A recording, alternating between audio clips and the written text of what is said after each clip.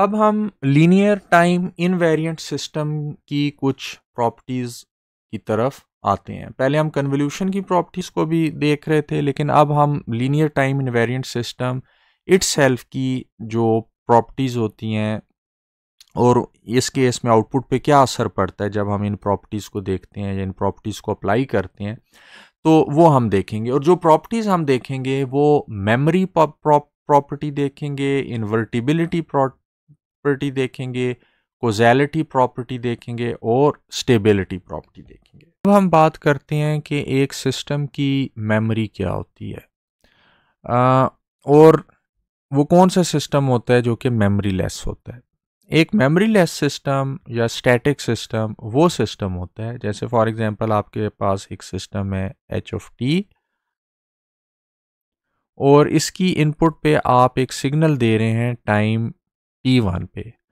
तो y of t1 time पे, यानी जिस टाइम पे आपने इनपुट दी उसी टाइम पे जो आपको आउटपुट मिल रही है, वो आउटपुट सिर्फ इस करंट इनपुट पे डिपेंड कर रही है। तो ऐसा सिस्टम मेमोरी लेस सिस्टम वो है, यानी y ऑफ t1 जो t1 टाइम में उससे पहले जो इनपुट्स थी या उसके जो बाद आने वाली इनपुट्स हैं उन पे डिपेंड नहीं कर रहा।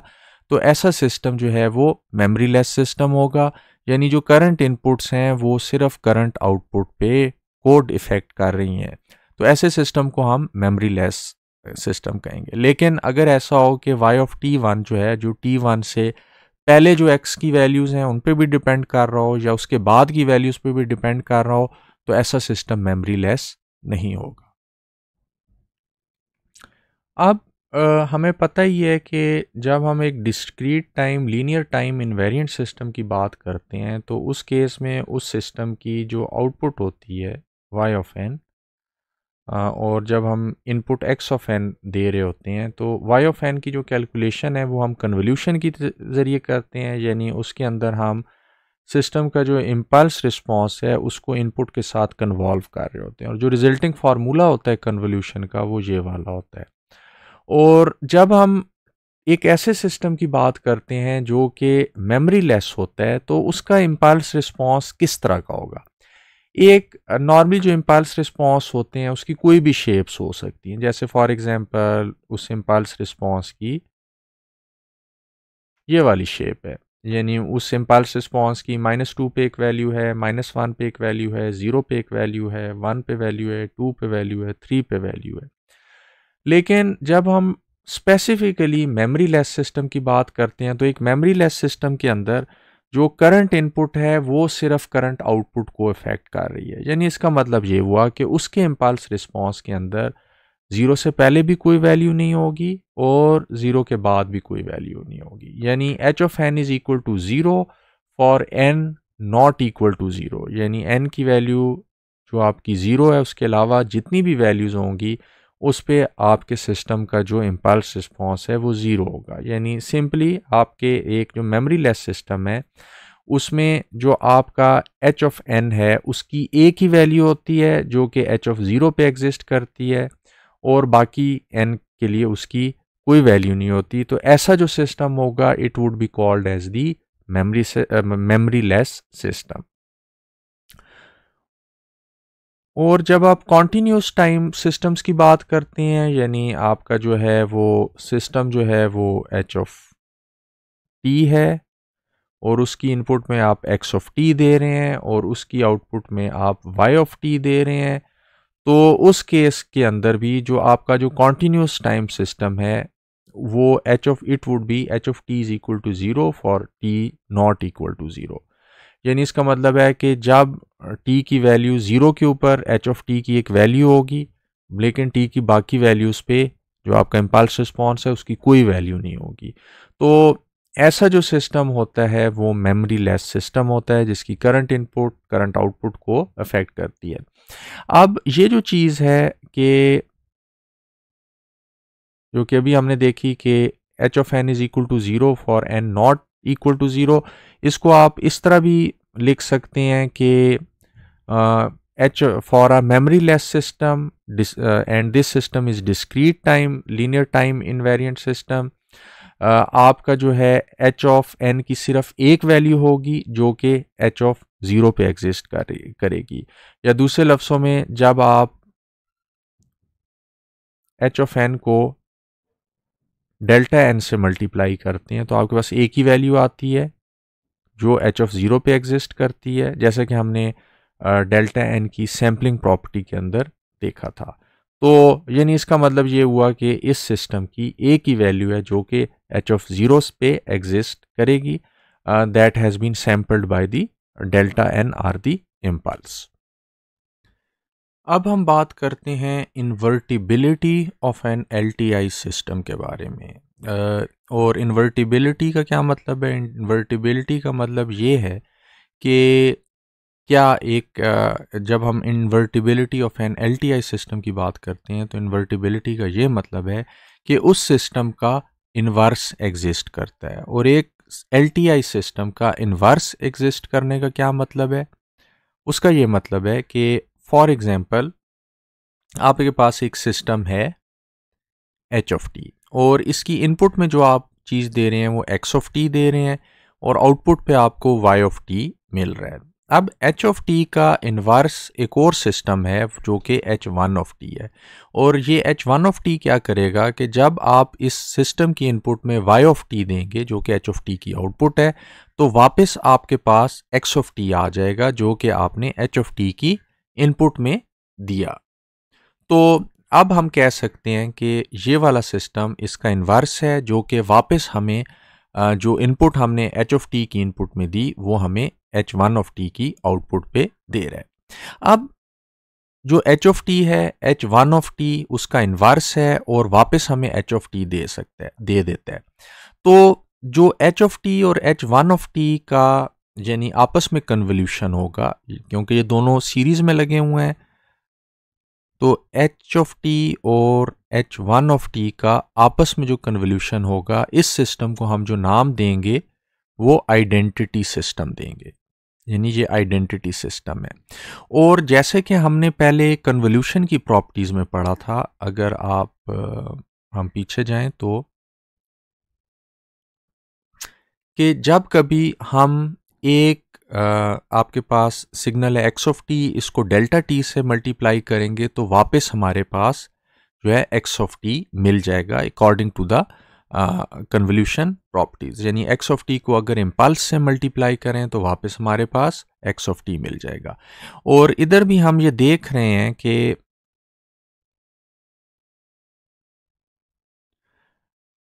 हमें x ऑफ t जब इस सिस्टम की इनपुट में गया तो दोबारा हमें x ऑफ t मिल गया। यानी इसका मतलब ये हुआ कि जो h ऑफ t और उसके inverse h of 1 of t का जो कन्वोल्यूशन है वो हमारे पास एक इम्पल्स या एक डेल्टा फंक्शन है, so that whenever we give x of t as its input we get x of t as its output.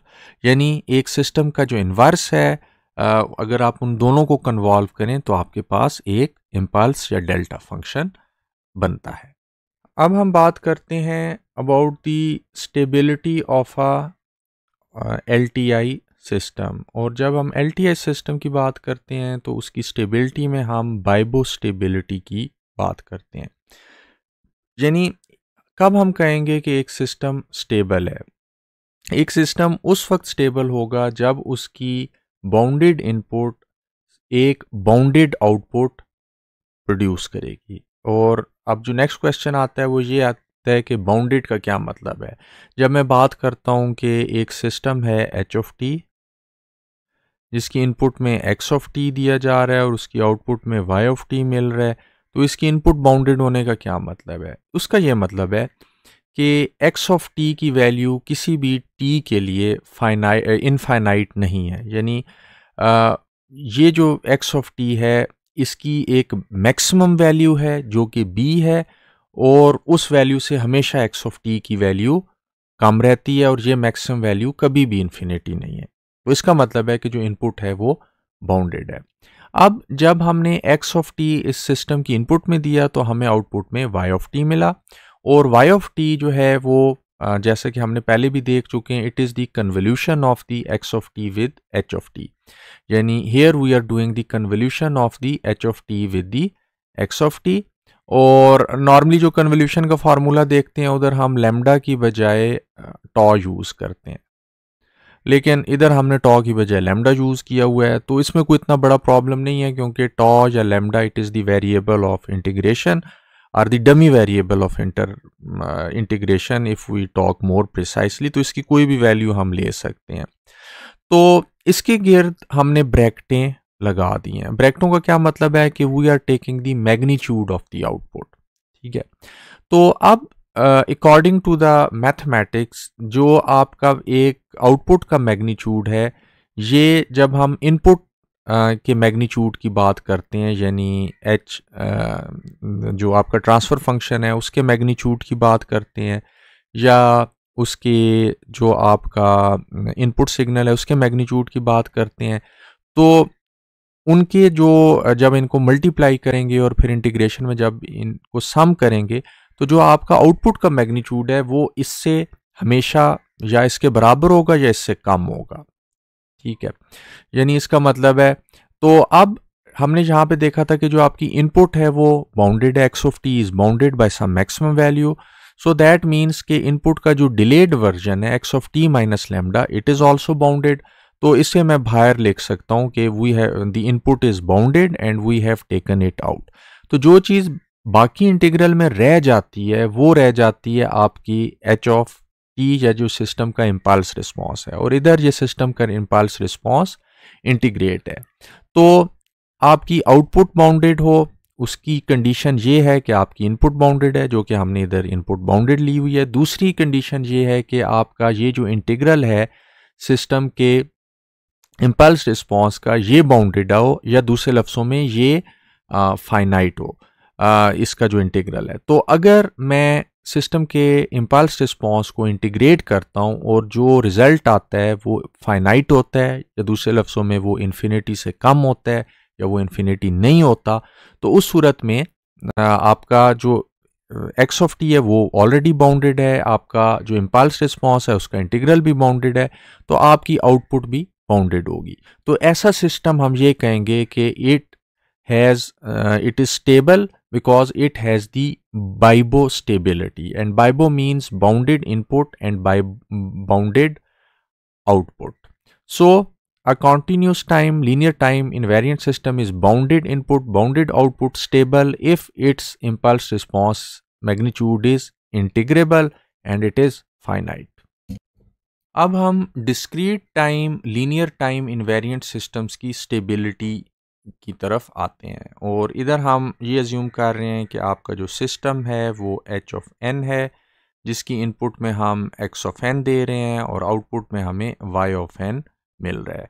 और ये सिस्टम बाइबो स्टेबल कब होगा, या bounded input bounded output stable कब होगा, वो सूरत में होगा जब इनपुट की तमाम वैल्यूज़ जो हैं वो बाउंडेड हैं, जो पहली कंडीशन है, यानी उनकी एक मैक्सिमम वैल्यू है, उससे ये सारी वैल्यूज़ कम है, और वो जो मैक्सिमम वैल्यू है वो इन्फिनिटी से कम है। तो इसका मतलब है कि जो इनपुट है या एक्स ऑफ एन जो है वो बाउंडेड है। अब जो आउटपुट होगा it would be the convolution of x of n with the h of n, and that is represented by this formula, the well known formula for the convolution. और इसके गिर्द हमने ये जो ब्रैकेटें लगाई हुई हैं they indicate the magnitude of the output. तो जो आउटपुट का मैग्नीट्यूड होगा it would always be either equal or smaller than the magnitude of the individual inputs। जब आप इन इनपुट्स को मल्टीप्लाई करते हैं और फिर इनको सम करते हैं, उससे ये हमेशा जो आउटपुट का मैग्नीट्यूड होगा ये कम होगा according to the mathematical properties.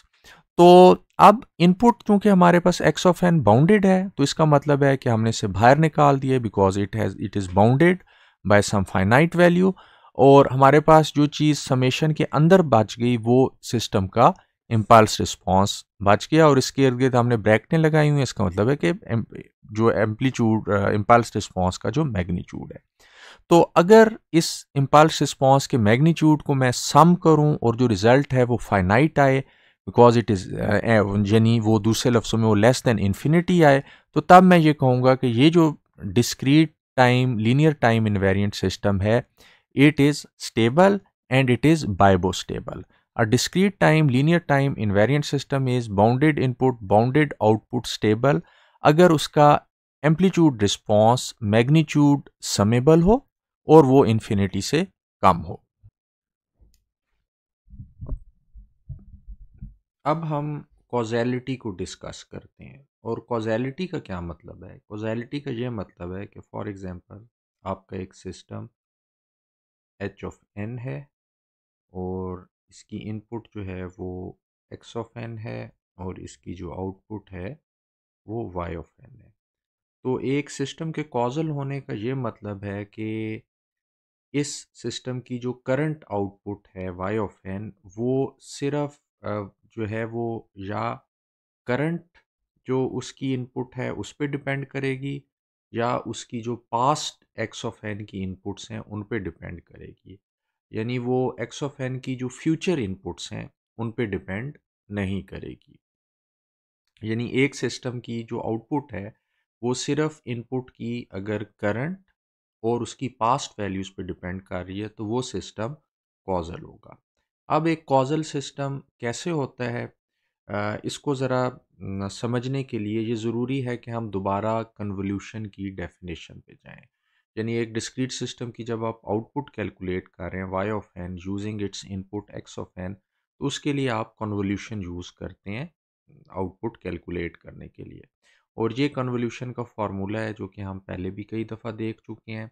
और हमने ये भी देखा था कि हमने एक सिग्नल को फ्लिप करना होता है। जैसे यहाँ पे हमने एच ऑफ एन माइनस के को फ्लिप किया है, लेकिन हम ये भी कर सकते हैं कि एच ऑफ एन को फ्लिप ना करें और उसे उसी तरह रहने दें और जो है एक्स को फ्लिप कर दें। और एक्स को अगर हम फ्लिप करेंगे तो हमारा इस तरह का जो है एक्स ऑफ एन माइनस के बनेगा।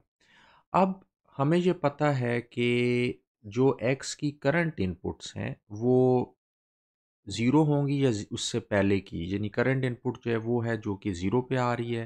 पास्ट इनपुट्स वो हैं जो कि फॉर एग्जांपल एक्स की जो वैल्यूज़ हैं 1 पे, एक्स की वैल्यू 2 पे, एक्स की वैल्यू 3 पे, यानी इस साइड पे जो वैल्यूज़ हैं ज़ीरो के ये वो वैल्यूज़ हैं जो कि पास्ट वैल्यूज़ हैं। और जो फ्यूचर वैल्यूज़ एक्स की हैं वो वैल्यूज़ हैं जो कि इस साइड पे हैं, जैसे -1 पे, -2 पे, -3 पे। तो यानी इसका मतलब ये है कि जो आउटपुट है उसको ये जो एक्स की फ्यूचर वैल्यूज़ हैं या जो एक्स की जो नेगेटिव एन के लिए वैल्यूज़ हैं उन पे डिपेंड नहीं करना चाहिए। तो अब फॉर एग्जांपल इस इक्वेशन के अंदर हम अगर k की वैल्यू n से बढ़ा देते हैं, यानी k की वैल्यू फॉर एग्जांपल 3 है, n की वैल्यू आप 0 रख लेते हैं, तो जो x की वैल्यू -3 होगी। यानी x -3 जो है आपकी फ्यूचर वैल्यू है, यानी फ्यूचर वैल्यू पे इसे डिपेंड नहीं करना चाहिए। यानी इसका मतलब है कि जो k से जब k n से बड़ा हो जाएगा तो आप फ्यूचर वैल्यूज़ में चले जाएंगे x के, जो कि हम नहीं चाहते। तो अब इसका मतलब क्या हुआ कि x की वैल्यू कभी भी नेगेटिव नहीं होनी चाहिए और k की वैल्यू n से नहीं बढ़नी चाहिए। और इसी तरह अगर हम ये देखें कि अगर फॉर एग्जांपल k की वैल्यू 0 है और स्मॉल n की वैल्यू मैं -1 पुट करता हूँ तब भी x नेगेटिव हो जाता है। यानी इसका मतलब है कि जो स्मॉल n है उसकी वैल्यू नेगेटिव भी नहीं होनी चाहिए। और स्मॉल n अगर नेगेटिव ना हो तो और इसको मैं इस इक्वेशन में पुट करके देखूं तो इसका मतलब ये होगा कि जब मैं एच ऑफ एन माइनस के की बात करता हूँ तो इसमें भी एन नेगेटिव नहीं होना चाहिए। तो यानी इसका मतलब है कि जो आपका इम्पल्स रिस्पॉन्स है h of n for all the values n smaller than zero, जिसे ज़ीरो होना चाहिए ताकि जो आपकी फ्यूचर इनपुट्स हैं वो आपकी करंट आउटपुट को इन्फ्लुएंस ना कर सकें। तो जो आपका एक कॉजल सिस्टम होता है जो सिर्फ प्रेजेंट और पास्ट वैल्यूज़ पे डिपेंड करता है, उसके केस में जो आपका एच ऑफ एन होगा वो उसकी जो वैल्यूज़ होंगी वो ज़ीरो और उसके आगे नॉन ज़ीरो होंगी या हो सकती हैं, लेकिन ज़ीरो से पहले उसकी वैल्यूज़ हमेशा जो है वो ज़ीरो होंगी। यानी एक कॉजल सिस्टम के केस में h of n for n smaller than zero हमेशा ज़ीरो होगा। अच्छा, अब इसी चीज़ को अगर हम इक्वेशंस की सूरत में देखते हैं तो हम देख सकते हैं कि जो पिछली हमारी इक्वेशन थी उसमें जो इंटीग्रेशन थी जो कि आप के की कर रहे थे एच के ऊपर, वो माइनस इन्फिनिटी से इन्फिनिटी तक जा रही थी। लेकिन चूंकि एच की वैल्यू जो नेगेटिव्स हो वैल्यूज़ हैं, H-1, H-2, H-3, वो चूंकि ज़ीरो होती हैं कॉजल सिस्टम के लिए, तो इसलिए जो हमारी इंटीग्रेशन होगी वो ज़ीरो से इन्फिनिटी होगी फॉर द कॉजल सिस्टम। तो ये आपका कन्वोल्यूशन फार्मूला है फॉर द कॉजल सिस्टम, जिसमें जो आपकी समेशन हो रही है वो ज़ीरो से इन्फिनिटी हो रही है। पहले मैंने इंटीग्रेशन बोला, लेकिन इस कन्वोल्यूशन सम में हम समेशन कर रहे हैं और ये ज़ीरो से इन्फिनिटी है। So it was a slight slip of my टंग। इसी तरह जो आपके continuous linear time invariant system है, उनके केस में कंडीशन ये होती है कि अगर ये आपका continuous time invariant linear time invariant system है जो कि स्मॉल टी टाइम का फंक्शन है, तो h of t must be zero for t is equal to zero. तो इस वजह से जो आपका इंटीग्रल बनता है और जिसके अंदर आप एच के ऊपर इंटीग्रेट कर रहे हैं, उसमें जो टी की लिमिट्स हैं वो ज़ीरो टू इन्फिनिटी होंगी, यानी ज़ीरो से इन्फिनिटी तक आप इंटीग्रेट से करेंगे। तो कॉजेलिटी का नतीजा ये होता है आपके, चाहे आपके कन्वोल्यूशन सम की बात करते हैं वो ज़ीरो से इन्फिनिटी तक जाता है इंटीग्रेशन, उसमें जो समेशन है। कन्वोल्यूशन की बात करते हैं तो उसमें ज़ीरो से इन्फिनिटी तक इंटीग्रेशन होती है।